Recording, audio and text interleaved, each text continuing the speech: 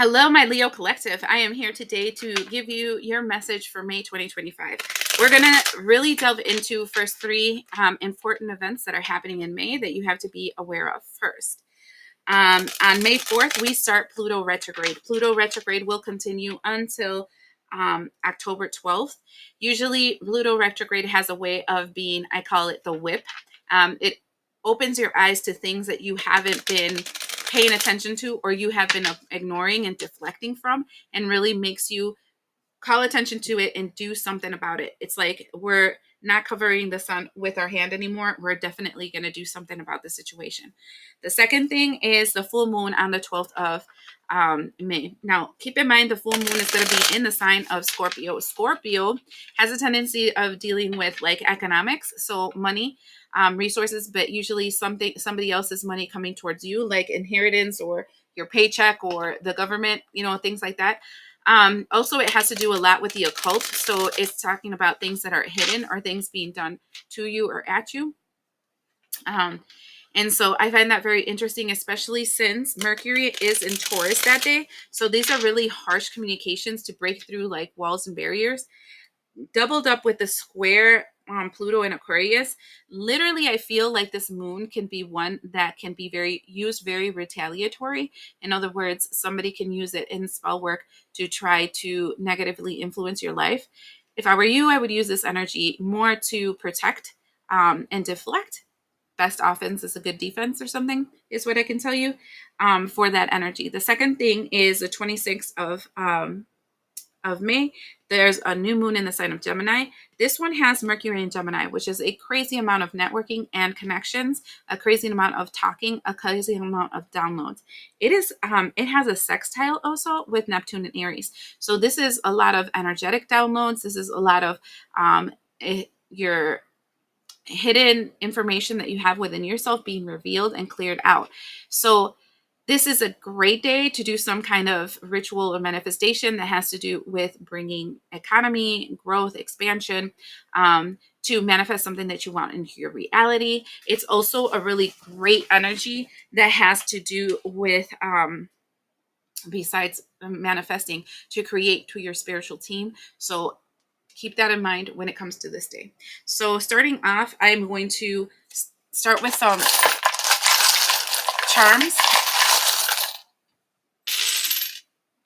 to find out what is going on with your energy. So here we have a triangle, and then we have two things that separate in the triangle. Okay. So triangles for me are a revisiting of a situation. It's kind of a triangulation of energy. One part of the triangle, we have the starfish and it's gold. Okay. So gold cards, gold charms for me have to do with your subconscious and with your higher self. Okay, so Pluto is bringing a regeneration energy, a re-establishment energy, a clearing energy, Leo, in your, I want to say, spiritual connection. The second thing that comes out is a doe. A doe, a deer, a female deer, right? And so it's talking about innocence, and it also has the feather of an angel. So I feel what's triangulation here, what I'm feeling about the triangulation here is this energy of finding the universe finding you innocent in a situation so that now things are going to be corrected in your timeline. I don't know why I'm hearing that. Because you are found innocent. Your angels are on your side. You're starting to be regenerated. It's kind of like we have tested you and we have found that you are not guilty. And now it is time for us to fix your energy. Now, these two triangles and things that come out in the triangle extra is Capricorn. And Capricorn for me are contracts and agreements. So it feels like you're going to have a new spiritual contract. And then you also get another gold charm, and it is a musical note. And I think that the reason why you're going to be getting a new contract is because your frequency is changing. What does that mean? So we are energetic beings. Our magnetic fields determines what we attract and what we repel in our energy. Like a tuning fork, as you start tuning and refining your energy, the vibrations that you let off attract different things and repel different things. So your frequency is changing and you're entering into a new contract due to the fact that you were found innocent. But then that also means that things that used to resonate with you, you're going to leave.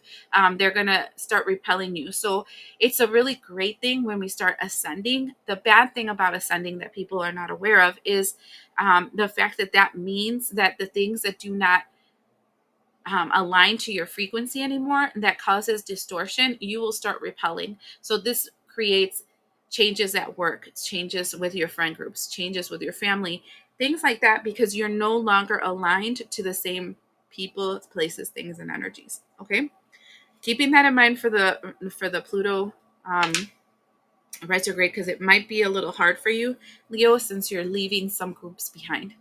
Now the full moon on the 12th. Ooh, two cards came out. One upright, one upside down. So the full moon, the first thing we see is the Four of Wands, and the second thing we see is the Queen of Pentacles in reverse. Here, I feel like the full moon is going to be addressing a materialistic female mother figure in your field, and it doesn't have to be your exact mother. It's just somebody that has a motherly energy, because the Queen of Pentacles usually represents a lot the energy of the mother. So this can be aunts, sisters, mothers, any coworkers that are mothers, things like that. Okay, and it's back upside down. So it's talking about these full moon addressing in your foundation somebody that's extremely materialistic in your energetic field. They're going to come to the forefront. You're going to really pay attention to them. I feel like I want to do an extra card. Why is this important that this comes through? This is an oracle card. I don't know why I felt like I needed to check a little bit more on that. Okay, we got the card Greenhouse, and it says, "May it be clear the intentions I sow in preparation for a path ahead." See, this is what I'm saying. I'm feeling that strongly. What I'm seeing in this energy is that the 12th is going to really clear your vision about a distorted mother figure that is not good for your foundation. You're going to see them clearly. Okay. Second thing that we're going to be looking at is the new moon on the 26th. Look at that. The 10 of Cups. This is literally, okay, so this can be interpreted two ways. It can be everlasting happiness, but also cups can represent the subconscious, and it could also represent spirit, right? And so it feels like a really strong connection to happiness, but also a really strong connection to your spiritual team. I definitely feel like it would be really great for you guys to light a candle and put an intention for you guys to be able to talk to the other side, to the people that are helping you in your path for your greatest good and your divine purpose, something like that. Also, it is a really good day to manifest something that will bring joy and happiness into your home. All right, now let's talk about the 4 weeks of May. First week, I'm only taking out 3 cards for each. This is interesting. So the first card out is the Two of Swords. But this Two of Swords is different because we have the scissors. And what I'm seeing is this energy of cutting something out of your life. That followed by the Queen of Swords. The Queen of Swords is literally, you're smart, you see the situation correctly, and you're cutting something out of your life. And then the fourth thing is the Four of Swords. And the Four of Swords is putting the last nail in the coffin because you're cutting something out of your life. So I don't know if you see a theme here, but you're definitely the first week of May in this line of I'm cutting something out of my life. Okay. Second week.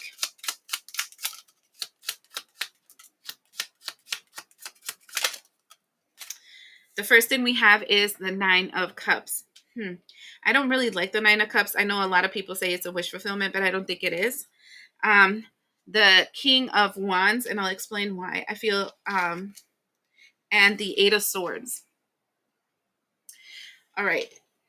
This is exactly what I'm feeling. So Nine of Cups, based on how I've been using tarot for a long period of time and how my guides talk to me through tarot, Nine of Cups is not wish fulfillment. This is somebody placing a wish upon you. And usually they're not positive. So this is somebody just sending you the evil eye, talking bad about you, wishing something bad to befall upon you.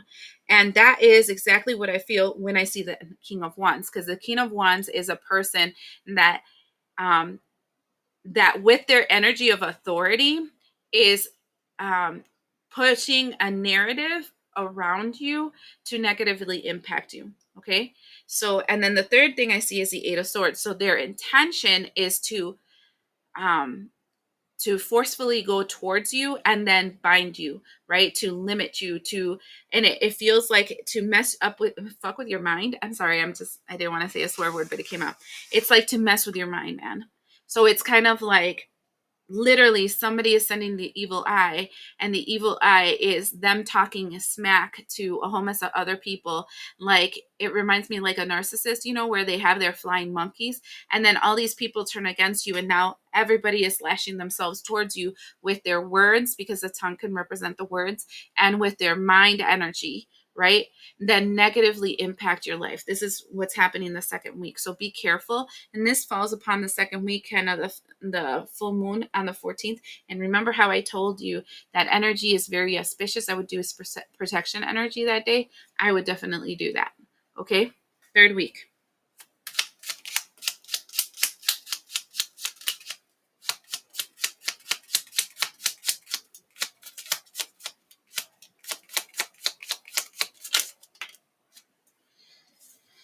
Okay, so the first thing I see is the Eight of Pentacles, okay, which is talking about your coin purse, your money, your work.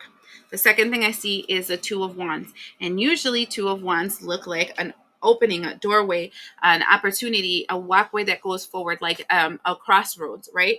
But right here, they're actually crossing it. Not like the scissors that are cutting something, they're crossing it. That's why I like these different tarot decks, because each one represents something different.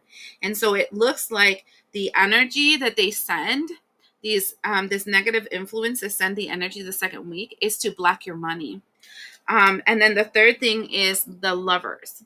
The Lovers is talking about making a choice to, I guess, move forward and not move backwards. Why the choice? Why the choice? Ten of Swords upside down. Oh. Seven of Swords. Okay, so it's not that you have to make a choice. They've made a choice to continue a cycle of sending these negative energies towards you to sabotage your movement forward. So Seven of Swords is lie, steal, and cheat.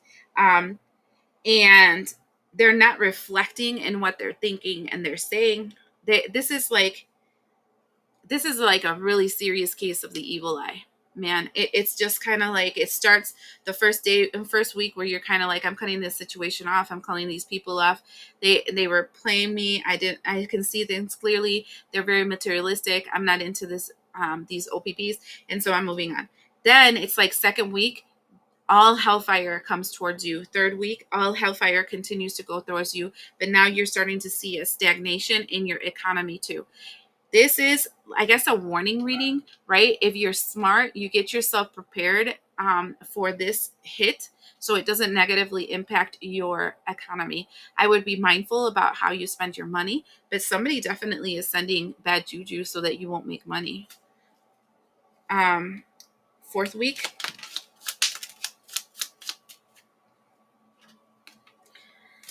But here you are, Six of Swords, moving into calmer waters.